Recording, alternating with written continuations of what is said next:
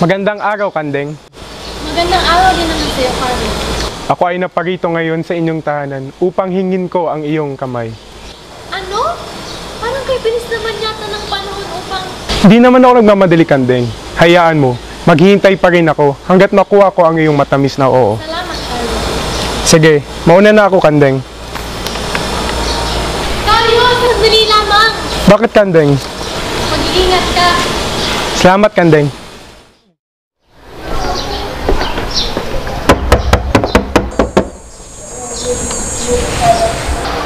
Padre? Magandang araw, Kandeng. Tuloy po kayo. Salamat. Kandeng, sino yan? Magandang araw, Kapitana Maria. Oh, Padre. Gusto ko lang sana kayong bisitahin. Napakaganda mo talaga, Kandeng. Salamat po, Padre. Dalagan-dalaga mo nang tingnan. Kapitana Maria, Bakit po, Padre?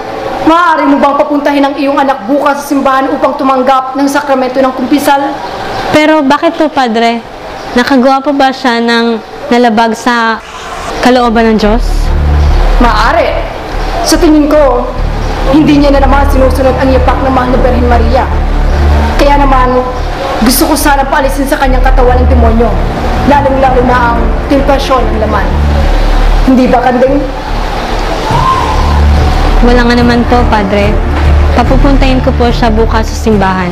Salamat, Kapitana Maria. Wala nga naman. Alam niyo na ba ang balita? Ang alin? Ang alin? Ikakasal na si Kandeng at si Cario. Ano? Talaga? Ang swerte naman ni Kandeng. Buti pa si Kandeng. Oh, mga binibini, anong pinag-uusapan ninyo? Wala naman po, Padre. Padre, mauna na po kami. Mamaya na, magkwentuhan muna tayo ni na Padre. Mamaya na, kumain muna kayo. Wag na po, Padre. Tapos naman po kami magnobena sa mahal na Birhen Maria. Oo nga po, Padre. At saka, nakakahiya naman. Opo, nakahiya naman po sa inyo, Padre. Huwag na kayo maiyak, kumain na kayo. Sige, tuloy. Ito, bibigay ko na lang sa inyo. Ito, para sa iyo. Kunin mo.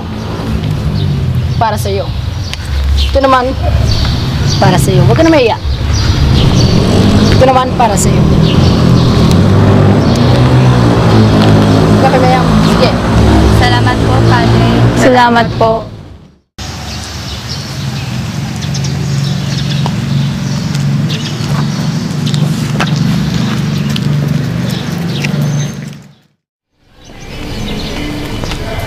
Magandang umaga po, Padre.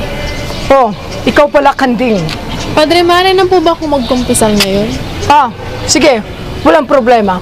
Halika, dun tayo sa kumpisyonaryo. Sige po, Padre. Sa ngalan ng Ama, ng Anak, at ng Espiritu Santo. Amen. Kandeng, Bakit po, Padre? may karelasyon ka ba ngayon? Magsabi ka ng totoo. Sige ka. Alam ng Diyos kung nagsasabi ka ng totoo o hindi. May mahal po ako, Padre. Ano? Sino? Si Cario po, Padre. Paano? Mahal niya po ako at mahal ko rin po siya. Mabait po siya. Papakasalan niya po ako. Hindi! Masama siyang tao. Demonyo siya. Demonyo. Naiintindihan mo ba ako, Kanding? Hindi po, Padre. Si Carlo ay isang filibustero. At kung filibustero siya, siya ay isang heretiko. Patawad po, Padre. Patawad po. Layuan mo si Carlo kung ayaw mong masunog ang kaluluwa mo sa impyerno. Nagkakaintindihan ba tayo, Kanding? Opo, Padre. Mabuti kung ganun. May problema ka ba, Kandeng? Wala, Carlo. Gusto ko lang mapag-isa. Kailangan mo na magpatingin sa doktor. Hayaan mo, 6 na buwan na lang, magtatapos na ako ng medisina. At magagamot na kita. Salamat, Carlo. Magandang araw po, Padre. Tom, ikaw pala Kanding. Maupo ka. Siguro naman, sinumang utos ko sa'yo na layuan mo si Carlo. Dahil yun lamang parang upang makarating ka sa langit.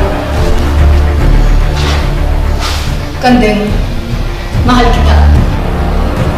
Matagal ko na inilihim sa iyo ang tunay kong nararamdaman para sa iyo. Sabihin mo lang sa akin kung anong gusto mo at ibibigay ko. Huwag mo lang ako ipagtago niya.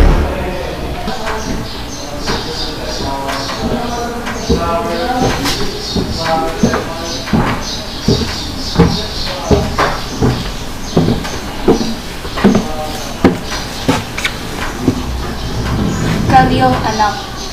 Nay, ikaw pala. May problema ba, anak? Nay, wala na po kami ni Kandeng. Ano? Pero, anong nangyari? Hindi ko po alam sa kanya. Basta ang sabi niya po, para raw po ito sa ikubuti namin pareho. Tandaan mo, anak. Kung kayo talaga ang nakatadhana sa isa't isa, anumang bagyo o dilubyo ang dumating, ang Diyos ang siyang gagawa ng paraan. Salamat, Nay. Walang anuman, anak. Manalig at magtiwala ka lang sa Diyos. Opo, Nay. Pero hindi po maaari yung Padre. Hindi!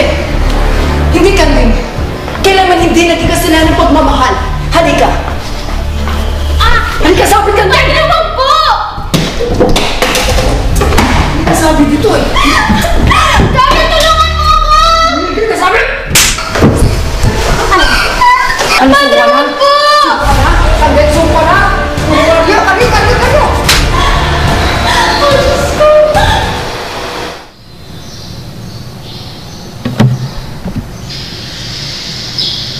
Ngayon mga kapatid, ating pasalamatan at sambahin.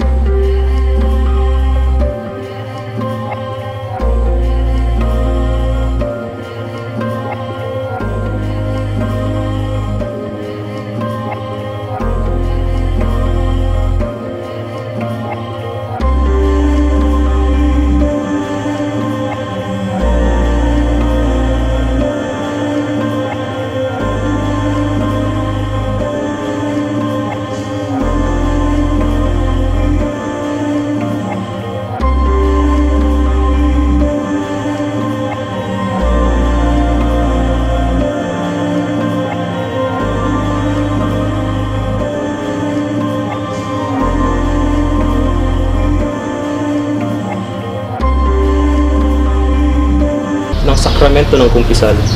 Bakit po, Padre? Nakagawa po ba ako ng kasalanan na labag sa kalooban ng Diyos? Maaari. Kaya naman gusto ko sanang tanggalin sa iyong katawan ang demonyo. Lalong-lalo na ang tentasyon ng laman. Sige po, Padre. Wala pong problema. Tayo na.